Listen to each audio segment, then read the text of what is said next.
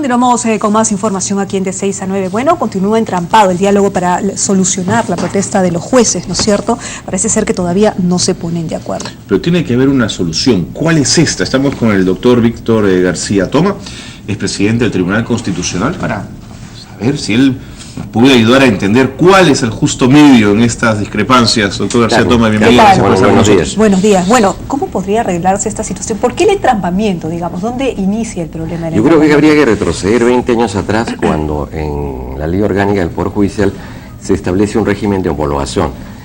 Desde esa fecha a la actualidad, el Estado no ha cumplido con aplicar esa ley.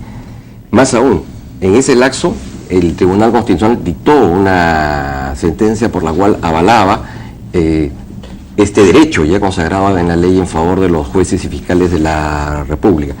Posteriormente, en el proceso de ejecución de una sentencia, el Poder Ejecutivo interfiere, digamos maliciosamente, interponiendo una nueva acción que es de conflicto de competencia. En el momento en que el tribunal va a resolver, aparece, digamos, de manera fantasmal esta ley, que lo que en realidad ha pretendido es impedir que el tribunal cumpla con sus funciones y, de modo alguno, de manera olímpica, sin ningún tipo de debate, sin ningún tipo de diálogo, está tratando de imponer un régimen remunerativo, que quizás técnicamente sea el más correcto, pero desde el punto de vista institucional es antidemocrático, por un lado, y en segundo lugar, de alguna manera afecta la autonomía del Poder Judicial, habida cuenta que establece que la política de remuneraciones está ligada al cumplimiento de las metas, pero la fiscalización y la verificación de quién cumple esas metas no es el propio Poder Judicial, sino el Poder Ejecutivo. Sin embargo, cuando se hace la ley orgánica hace 20 años, los congresistas no tenían obligación de poner considerandos económicos para la sustentación de sus normas.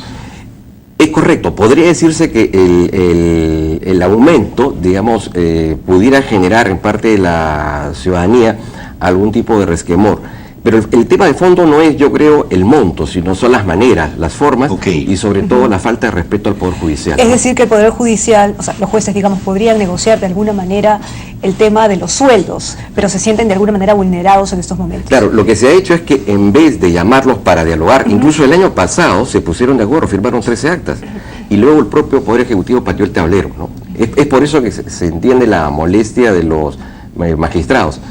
Y molestia que además, de alguna manera, también ocasiona problemas a los litigantes y a los abogados, porque las audiencias están suspendidas. Entonces, yo creo que pasa porque el Poder Ejecutivo retire la ley y convoque a un diálogo con el Poder Judicial, concerten esfuerzos y en base a un proyecto consensuado, porque se trata de dos poderes del Estado, lo envíen al Parlamento, ¿no? Pero también es verdad la lectura que hace Castilla en términos económicos de lo que podría generar el cumplimiento de esa ley orgánica. Me parece que es un poco exagerado. Lo que sí es cierto es que, digamos, parece poco realista, digamos, el cumplimiento inmediato, no es realista el cumplimiento inmediato de la ley en los términos en los que está. Pero me parece que más bien aquí se ha generado, digamos, una bola de nieve para arrinconar a los jueces contra la opinión pública, ¿no? Ahora, tanto la ley de homologación como la propuesta del Ejecutivo de una nueva escala de remuneraciones han salido, digamos, para paliar una situación, pero que al parecer ha sido peor el remedio que la enfermedad. Digamos, la forma en que se ha presentado el proyecto lo que ha desencadenado es un acto de rechazo, porque se trata de personas que tienen en la ley un derecho y tienen además unas sentencias que por mandato constitucional deben ser cumplidas, ¿no? Entonces ahí está el problema central, la falta de diálogo por un lugar y de alguna manera una actitud impositiva de un poder sobre otro. Ahora, permíteme preguntarle un absurdo que no es tan absurdo, es decir, si en 20 años los jueces han visto que el ministro de Economía no ha cumplido con la homologación de sus sueldos, pues van y lo detienen al ministro de Economía para que cumpla la norma. Es decir, es un absurdo, no se imagina el ministro de Economía saliendo detenido y esposado del ministerio, pero si no cumple la norma... Digamos, el tema central es que el artículo 118 de la Constitución establece que es una responsabilidad del presidente de la República, en este caso a través de sus ministros, el cumplir las leyes y las resoluciones judiciales. Así es. Eso no se ha hecho. Eso no se ha hecho. Ahora, pero efectivamente el Tribunal Constitucional dio, digamos, los jueces se podrían amparar en lo dicho por el Tribunal Constitucional para hacer precisamente lo que está proponiendo Carlos, y que también fue una propuesta de Sequeiros, ¿no? Lo dijo. Pero al meter, digamos, un recurso o un pedido por parte del Ejecutivo, no ha entrampado el tema. digamos, se supone que ya el Tribunal Constitucional está en actitud de resolver una materia que está vinculada con la ejecución presupuestal del año 2013. No es tampoco permanente en el tiempo, se refiere a la ejecución del año presupuestal 2013. Esta ley de contrabando es lo que ha generado el problema, que implica primero una falta de respeto al Poder Judicial, en segundo lugar, de alguna manera, la afectación a su autonomía, porque este proyecto de ley tiene algunas aristas en ese sentido, pero lo sustancial, que estamos dejando ante la opinión pública la consideración de que las leyes y las sentencias pueden ser incumplidas, ¿no? Pero es un poco confuso porque escuchamos a Urbiola hace unos días mencionar que el TC no tenía ninguna orden, ninguna sentencia que beneficiaba precisamente la homologación de sueldos. Claro, justamente, el tema está referido a un conflicto de competencia porque hay un juez que en el marco de un proceso de amparo ha señalado que en cumplimiento de la ley se puede hacer uso de un determinado fondo público, creo que son como 88 millones de soles. Ese es el tema ahora, que tiene una relación, digamos, indirecta con el tema central, que es el régimen de salarios, el régimen remunerativo de los jueces y fiscales de la República, porque creo que el tema no hay que solo centrarlo en la Corte Suprema, sino fundamentalmente en las instancias más bajas, ¿no? ¿Acierta Sequeiros cuando señala que el ministro Castilla no es quien para decirle al Poder Judicial cuánto debe ganar un juez? No. Ahí creo que el ministro Castilla, en este caso con acierto, tiene la responsabilidad digamos, de formular criterios técnicos para ello. Pero la forma en que, digamos, de relación o articulación con el Poder Judicial no es la más idónea, ¿no? Ahora no es la más adecuada. Estamos leyendo unas declaraciones de Castilla, ¿no?, sobre los sueldos. Digamos, hacía un comparativo entre un juez de paz letrado y él, y mencionaba que tenía más responsabilidades, por tanto, un juez letrado no podría ganar más que él, digamos, ¿no? Si se cumple con la homologación, con la ley de la homologación. Claro, pero también es cierto que más allá de los montos, la función jurisdiccional es una función delicada.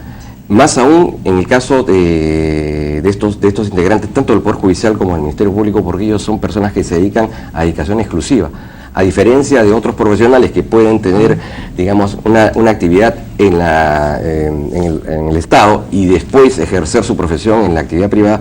Ellos no tienen esa posibilidad. Ayer nos contaba el congresista Díaz Ríos que durante el gobierno del presidente Toledo hubo un aumento a los supremos, que de alguna manera también desdibujó este proceso de homologación, porque como la ley exige que sea un porcentaje lo que gane el inmediatamente, ¿no es cierto?, el que viene detrás y después el otro, había alterado de alguna manera el sistema de pagos. ¿Eso es verdad? Por eso es que yo le decía a Carlos de que cuando hablamos de régimen remunerativo, no solamente deberíamos pensar en la Corte Suprema, sino que no debiéramos olvidarnos de las otras instancias, ¿no?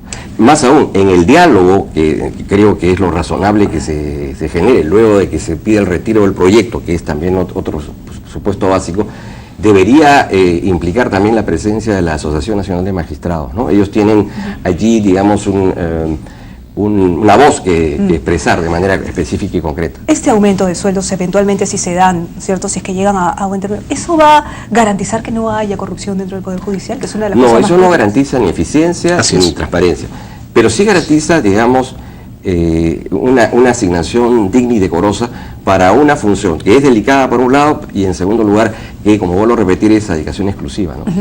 ¿Quién tiene en el Poder Judicial la llave para desentrampar este asunto? La llave pasa, me parece, por el Poder Ejecutivo. Creo que deberían retirar el proyecto y luego convocar a un diálogo, ¿no?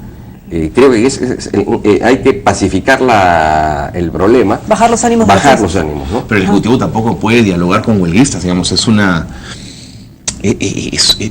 forma en el Estado de Derecho de no dejarse presionar, ¿no es cierto? Un Ejecutivo... Lo que pasa es que la respuesta de los jueces y fiscales ha sido, ante la presentación de esta acción, que lo que está dirigida a impedir que el Tribunal Constitucional pueda tomar una decisión sobre una materia indirecta al tema de fondo, ¿no? Antes de irnos le quería pedir una consulta, no sé si estará tanto sobre la ley universitaria, ¿no es cierto?, que está siendo duramente cuestionada por cierto sector. Lo que busca es la creación de esta superintendencia y algunas personas han mencionado que podría ir en contra de la libertad de expresión o la libertad de los alumnos.